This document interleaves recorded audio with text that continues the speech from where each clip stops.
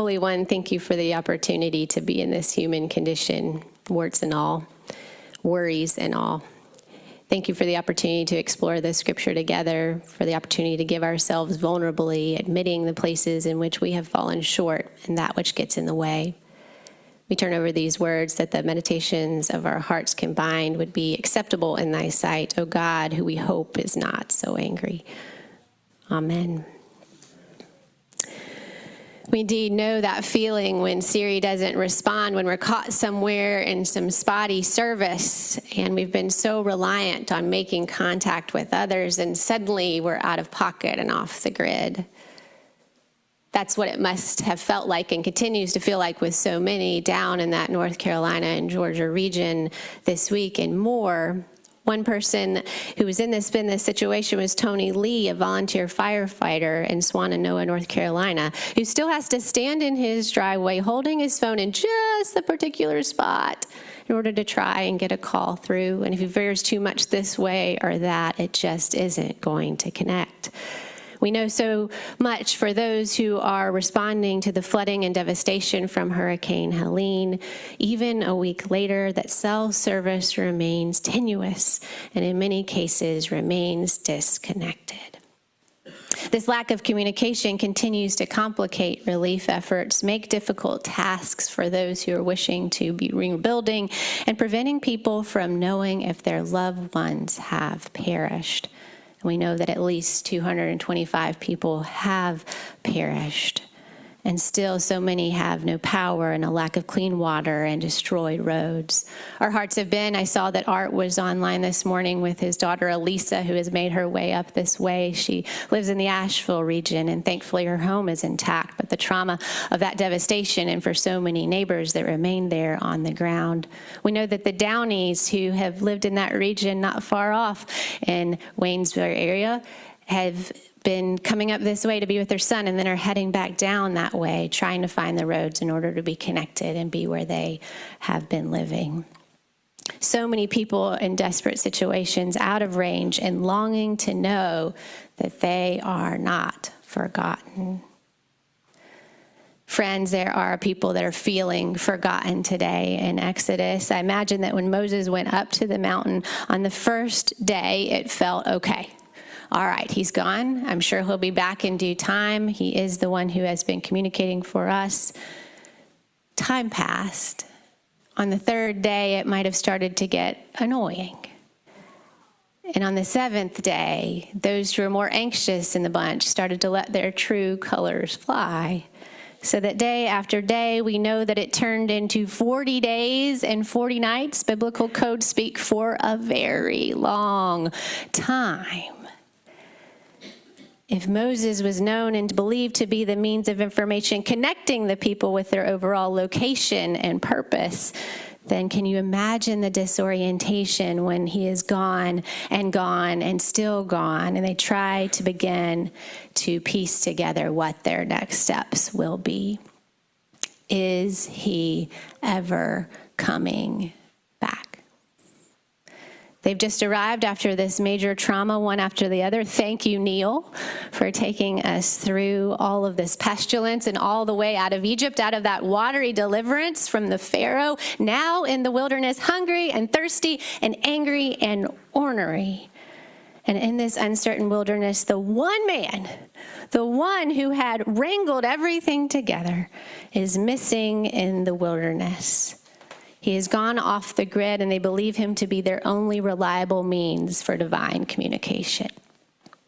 Look, they say, as if holding up that cell phone. If we stand over here, maybe we can see Moses up there, up on that mountain. Or, hush, if we crouch here, we can hear something coming from the direction of the mountain. 7 days, friends, then 14, and then 40. These drastic times are calling for drastic measures, and they look to provide a new vessel. They need a new place of God, a resting place for God, since Moses is no longer with them. In the absence of a cell tower, they build what is known to them from Egypt, a golden seat, a calf unto which divine power might return at last unto them. Have they been forgotten? It's not so strange, really, that the Ten Commandments haven't yet had time to root and to find their way into their hearts. This no graven images. These laws are tough, and they haven't yet taken establishment with them. Just a few chapters back, it was Moses himself that was collecting from the people all of the gold and all of the precious metals and finery that they had taken with them out of Egypt, because Moses was instructed by God to build the construction of the ark. Gilded, laden ark, all the things that had gold and preciousness with them. In the short chapters before this is what they did at the direction of God through Moses in order to live out God's plan. And now what? In the absence of Moses, they turn to Aaron, his brother, and say, we need a new communication vessel. We need a new way to make sure that God is still with us, because Moses may never be back again. But we find that that is not the right thing. We find that just those few chapters that we had seen Moses collecting, somehow if Aaron collects it, it's not the same. The tabernacling that Moses has taught them now has been a desertion. And in this moment of panic, Aaron gives in. Now, why did he take just the earrings? Because that's what's left. After all the things that they collected from Egypt, they'd already given over everything else. And so they take the very earrings from their ears, and they have enough to somehow make this calf that feels familiar to them. For they have been more in Egypt than anywhere else in this wilderness. And this image of the calf is one that can bring them a sense of strength and security. We often think of this as the Israelites worshiping a false god. That is what we're told. We're warned from the Ten Commandments. But I also join this sense that the ragtag remnant of an abandoned people not knowing how to worship God in this new place are having to stretch themselves and have not yet learned to worship God in a new way. It has to be a new way because they are a new people in a new place. Instead of worshiping a false god, I like to see it as they're falsely worshiping God.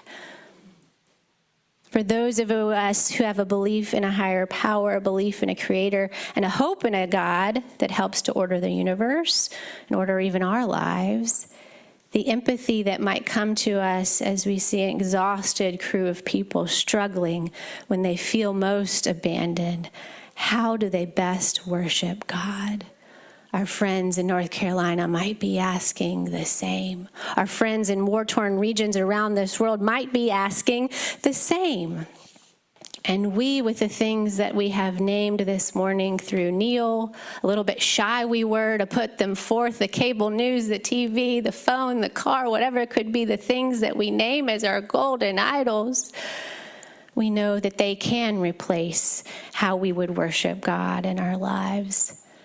Not hopefully because we believe that our cell phones, cars, retirement accounts, all these things are God themselves, but because they have the capacity to bring us some measure of comfort, distraction, or hope that we do not always feel relationally with God.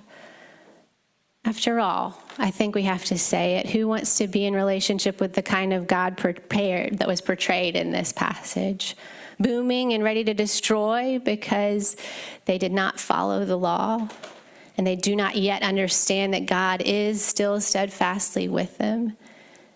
We give thanks for Moses, who stretches their godly imagination in order to know that even in this place of abandonment, even if we perceive that we have done wrong, that God can be furious with us. And there are consequences when we allow other things to get in the way, but that we are called forward, even then, out of our Egypt thinking.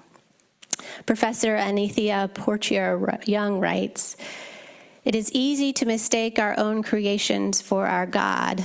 But that thing we have made from Egypt's gold is not our God. That thing may symbolize strength and power, but as close as we draw to it, as much as we celebrate it and place it at the center of our lives, it did not lead us to freedom and will not lead us to our promised inheritance. It will tether us to slavery, to a worldview in which people are expendable, interchangeable commodities, It will moor us in the impatience of our ignorance and fear. We may dance with it for a day, but soon find that it has led us to our death.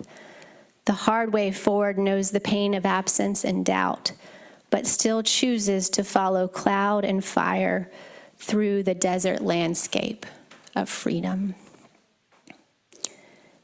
And so no wonder it is Moses that they long for, the one who relationally can be in touch with God and negotiate the anger that is felt when God feels let down in order to be present in the midst of that pain.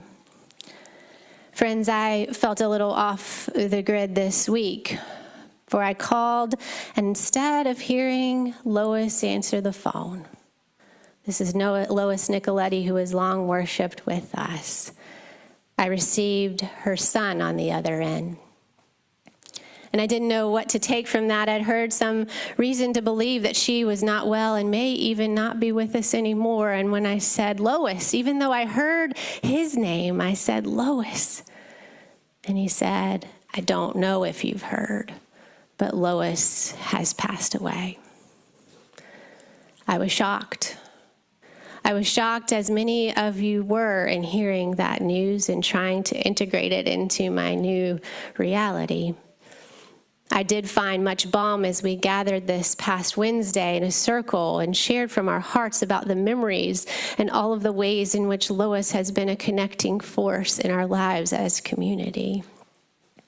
And I realized as I was writing this, I can tell I'm kind of stumbling through it this morning because these are the things that I want to say in the midst of a really hard passage. When it comes down to it, I've felt a sense of disconnection, that I've been a little off the grid with that news. And I think in part it's because I came to realize how many ways in which, like Moses was a vessel of keeping the people in touch with what they needed to hear, there were so many times that Lois was keeping me and keeping us in touch with what we needed to hear, whether we liked it or not.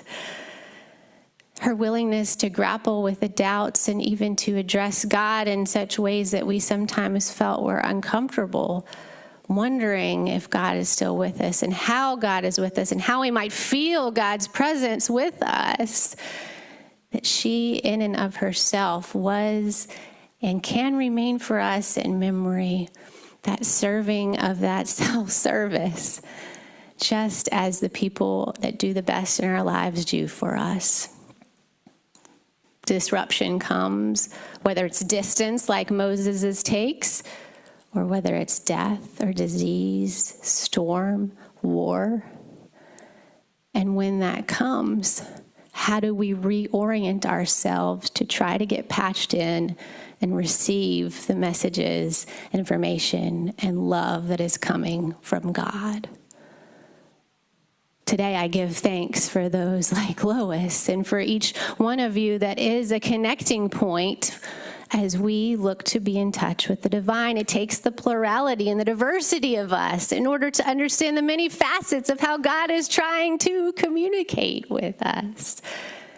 And it is out of that beauty that we find, yes, in the places of our abandonment, we want to be in touch with God. And so, my friends, we have an opportunity to talk in small groups this morning for just a few minutes to see each other as we've been called forth this morning, whether you're online or whether you're in house, and to look out and to see that by connecting, we are on the grid with one another. And in the face of the hardships that we have in our own lives, and certainly as we look out into the world, look at an anniversary coming tomorrow of a terrorist hostage situation that happened in our world. As we look out to ongoing threats of war, as we look out to those who are starving in Gaza, as we look out to North Carolina and all of the places, friends, if we somehow can circle up and recall back to our orientation and trust that on this road that we are still pointed in the right direction, that we need not turn to the things that don't give us life. We need not click in or tune in to the things that won't take us forward. But in the new way in which God is calling us now, how do we progress together? As Rabbi Abraham Joshua Heschel has said, faith is not the clinging to a shrine, but an endless pilgrimage of the heart.